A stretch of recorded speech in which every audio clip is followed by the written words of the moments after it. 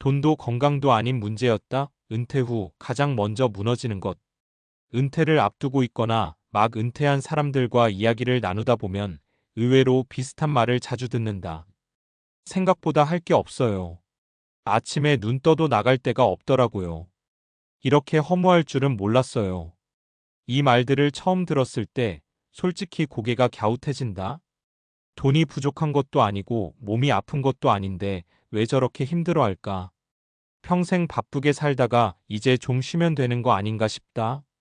실제로 많은 사람들이 은퇴 준비라고 하면 가장 먼저 떠올리는 것도 돈이다. 연금은 충분한지, 노후 자산은 얼마나 되는지, 의료비는 감당할 수 있을지, 건강검진도 빠지지 않는다.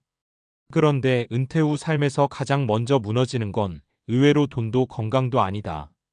많은 사람들이 예상하지 못한 채 맞닥뜨리는 건 바로 자기 자신에 대한 감각, 조금 더 정확히 말하면 역할과 관계, 그리고 하루를 살아가는 리듬이다.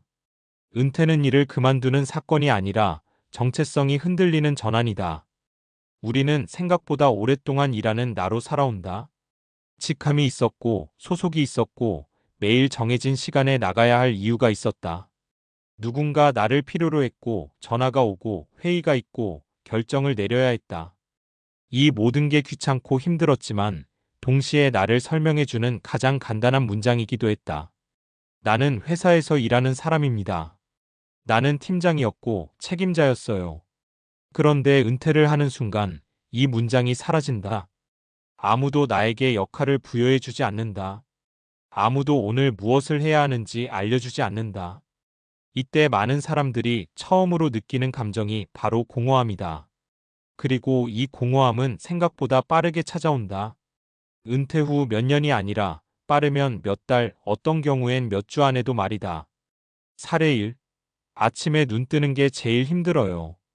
65세에 정년퇴직한 A씨는 은퇴 전까지 꽤 철저히 준비한 편이었다. 연금도 안정적이었고 부부 사이도 나쁘지 않았고 큰 병도 없었다. 주변에서는 은퇴 잘했다. 이제 편하게 살겠다는 말을 많이 했다. 하지만 은퇴 후 6개월쯤 지나서 A씨는 이렇게 말한다. 아침에 눈 뜨는 게 제일 힘들어요. 회사 다닐 땐 피곤해도 출근해야 하니까 일어났는데 지금은 일어날 이유가 없어요. 문제는 돈이 아니었다. 문제는 하루를 시작할 명분이 사라진 것이었다. 출근이라는 리듬, 회의라는 긴장, 사람들과의 가벼운 대화가 한꺼번에 사라지자 삶이 뚝 끊어진 느낌이 들었다는 것이다.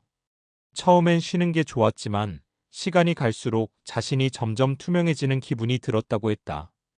은퇴 후 가장 먼저 무너지는 건 관계의 구조다. 많은 사람들이 오해하는 게 있다. 친구 있으면 괜찮지 않나요? 가족이 있으면 외롭지 않죠. 하지만 은퇴 후 무너지는 건 관계의 유무가 아니라 관계의 구조다. 회사에서의 관계는 매일 반복되고 목적이 분명하고 역할이 나뉘어 있다. 말 안 해도 이어지는 관계다. 반면 은퇴 후의 관계는 전부 의식적으로 만들어야 하는 관계다. 전화도 먼저 해야 하고 약속도 잡아야 하고 만남의 이유도 스스로 만들어야 한다. 이 과정이 익숙하지 않은 사람일수록 관계는 빠르게 줄어든다. 사례 2. 회사 사람들하고는 은퇴하니까 끝이더라고요. B씨는 영업직으로 오래 일했다. 사람 만나는데 자신도 있었고 회식 자리에서도 늘 중심이었다. 그래서 은퇴해도 외롭지는 않을 거라고 생각했다. 그런데 현실은 달랐다. 회사 사람들하고는 은퇴하니까 딱 거기까지더라고요. 처음엔 몇 번 연락 오다가 다들 바쁘니까 자연스럽게 끊기고 남은 건 몇 명의 친구뿐이었고 그마저도 서로 시간이 맞지 않으면 한 달, 두 달씩 연락이 끊어졌다. B씨가 힘들었던 건 외로움 그 자체보다 누군가 나를 필요로 하지 않는 느낌이었다. 회사에서는 늘 불려다녔는데 지금은 아무도 찾지 않는다는 감각. 이게 생각보다 사람을 많이 무너뜨린다. 은퇴 준비에서 가장 간과되는 것, 쓸모있음의 감각. 사람은 돈으로만 사는 존재가 아니다. 건강만 유지된다고 삶이 굴러가는 것도 아니다. 우리는 누군가에게 쓸모있는 존재라는 감각이 있어야 버틴다. 이 감각은 직장에서 자동으로 공급된다. 하지만 은퇴 후에는 사라진다. 그래서 은퇴 후 삶이 잘 무너지는 사람들의 공통점은 일 말고 다른 쓸모를 준비하지 않았다는 것이다. 사례 3. 봉사 시작하고 나서야 숨통이 트였어요. C씨는 은퇴 후 2년 동안 특별한 활동 없이 지냈다. 여행도 다녀보고 취미도 만들어 보려 했지만 오래가지 않았다. 그러다 우연히 지역복지관에서 하는 상담 봉사를 시작했다. 처음엔 그냥 시간 때우려고 했어요.